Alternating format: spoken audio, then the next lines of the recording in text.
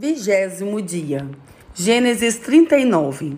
José foi levado para o Egito, onde os ismaelitas o venderam a um egípcio chamado Potifar, um oficial que era o capitão da guarda do palácio. O Senhor Deus estava com José. Ele morava na casa do seu dono e ia muito bem em tudo. O dono de José viu que o Senhor estava com ele e o abençoava em tudo o que fazia. Assim, José ganhou a simpatia do seu dono, que o pôs como seu ajudante particular. Potifar deu a José a responsabilidade de cuidar da sua casa e tomar conta de tudo o que era seu. Dali em diante, por causa de José, o Senhor abençoou o lar do egípcio e também tudo o que ele tinha em casa e no campo. Potifar entregou nas mãos de José tudo o que tinha e não se preocupava com nada, a não ser com a comida que comia. José era um belo tipo de homem e simpático. Algum tempo depois, a mulher do seu dono começou a cobiçar José. Um dia ela disse: "Venha, vamos para a cama." Ele recusou, dizendo assim: "Escute, o meu dono não precisa se preocupar com nada nesta casa, pois eu estou aqui. Ele me pôs como responsável por tudo o que ele tem. Nesta casa, eu mando tanto quanto ele. Aqui, eu posso ter o que quiser, menos a senhora, pois é mulher dele. Sendo assim, como poderia eu fazer uma coisa tão imoral e pecar contra Deus?" Todos os dias ela insistia para que ele fosse para a cama com ela. Mas José não concordava e também evitava estar perto dela. Mas um dia, como de costume, ele entrou na casa para fazer o seu trabalho e nenhum empregado estava ali. Então ela o agarrou pela capa e disse: "Venha, vamos para a cama." Mas ele escapou e correu para fora, deixando a capa nas mãos dela. Quando notou que, ao fugir, ele havia deixado a capa nas suas mãos, a mulher chamou os empregados da casa e disse: "Vejam só, este hebreu que meu marido trouxe para casa está nos insultando. Ele entrou no meu quarto e quis ter relações comigo, mas eu gritei o mais alto que pude. Logo que comecei a gritar bem alto, ele fugiu, deixando a sua capa no meu quarto." Ela guardou a capa até que o dono de José voltou. Aí contou a mesma história assim: "Esse escravo hebreu que você trouxe para casa entrou no meu quarto e quis abusar de mim. Mas eu gritei bem alto e ele correu para fora, deixando a sua capa no meu quarto. Veja só de que jeito o seu escravo me tratou." Quando ouviu essa história, o dono de José ficou com muita raiva. Ele agarrou José e o pôs na cadeia, onde ficavam os presos do rei, e José ficou ali. Mas o Senhor estava com ele e o abençoou, de modo que ele conquistou a simpatia do carcereiro. Este pôs José como encarregado de todos os outros presos, e era ele quem mandava em tudo o que se fazia na cadeia. O carcereiro não se preocupava com nada do que estava entregue a José, pois o Senhor estava com ele e o abençoava em tudo o que fazia. Gênesis 40. Passado algum tempo, o rei do Egito foi ofendido por 2 dos seus servidores, isto é, o chefe dos copeiros, que era encarregado de servir vinho, e o chefe dos padeiros. O rei ficou furioso com os 2 e mandou que fossem postos na cadeia que ficava na casa do capitão da guarda, no mesmo lugar onde José estava preso. Eles ficaram muito tempo ali e o capitão deu a José a tarefa de cuidar deles.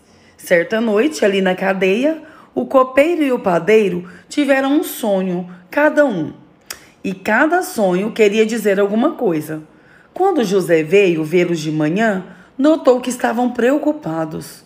Então perguntou: "Por que vocês estão com essa cara tão triste hoje?" Eles responderam: "Cada um de nós teve um sonho, e não há ninguém que saiba explicar o que esses sonhos querem dizer." É Deus quem dá a gente a capacidade de explicar os sonhos, disse José. Vamos, contem o que sonharam.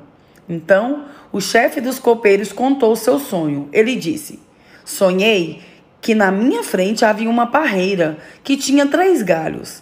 Assim que as folhas saíam, apareciam as flores, e estas viraram uvas maduras. Eu estava segurando o copo do rei, espremia as uvas no copo e o entregava ao rei. José disse: a explicação é a seguinte: os 3 galhos são 3 dias. Daqui a 3 dias, o rei vai mandar soltá-lo.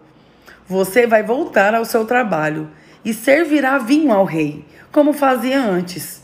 Porém, quando você estiver muito bem lá, lembre de mim. E, por favor, tenha a bondade de falar a meu respeito com o rei, ajudando-me assim a sair dessa cadeia.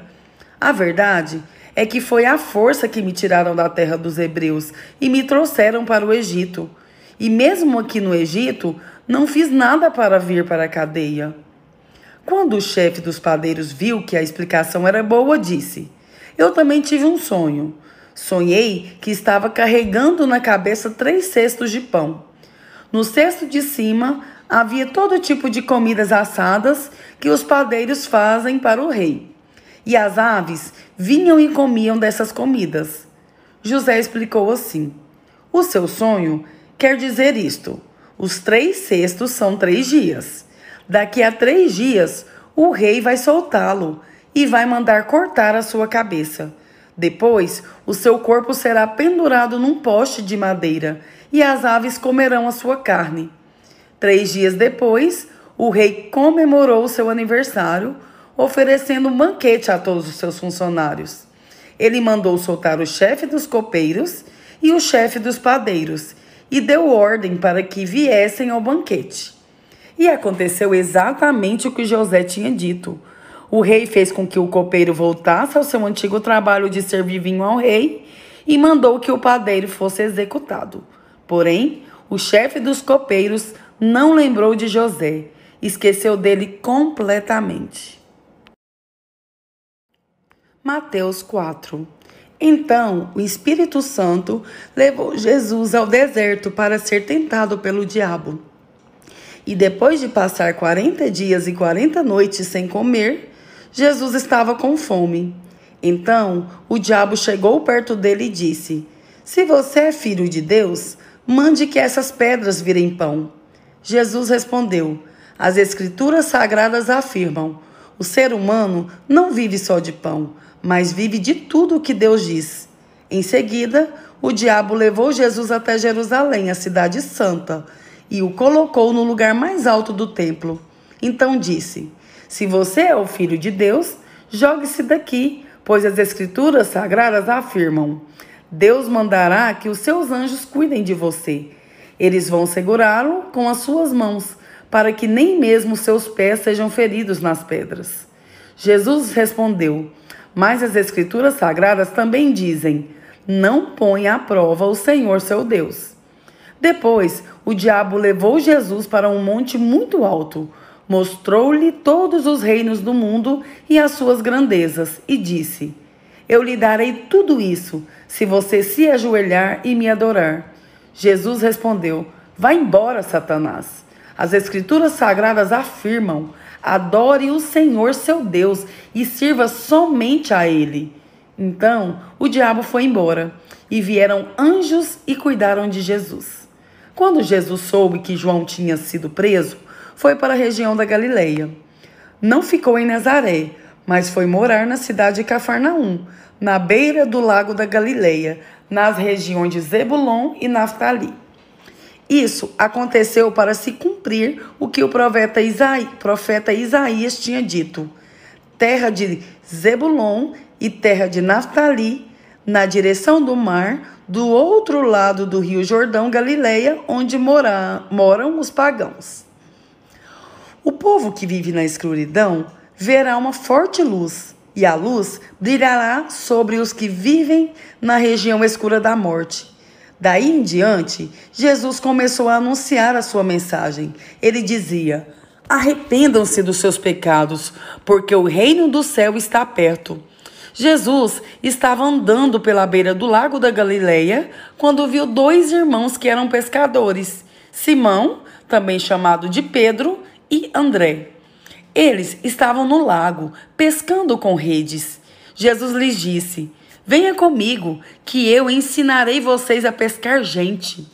Então, eles largaram logo as redes e foram com Jesus. Um pouco mais adiante, Jesus viu outros dois irmãos, Tiago e João, filhos de Zebedeu. Eles estavam no barco, junto com o pai, consertando as redes. Jesus chamou os dois, e no mesmo instante, eles deixaram o pai e o barco e foram com ele. Jesus andou por toda a Galileia, ensinando nas sinagogas, anunciando a boa notícia do reino e curando as enfermidades e as doenças graves do povo. As notícias a respeito dele se espalharam por toda a região da Síria. Por isso, o povo levava a Jesus pessoas que sofriam de várias doenças e de todos os tipos de males, isto é, epiléticos, paralíticos e pessoas dominadas por demônios, e ele curava todos. Grandes multidões o seguiam. Eram gente da Galiléia, das 10 cidades, de Jerusalém, da Judéia e das regiões que ficam no lado leste do Rio Jordão.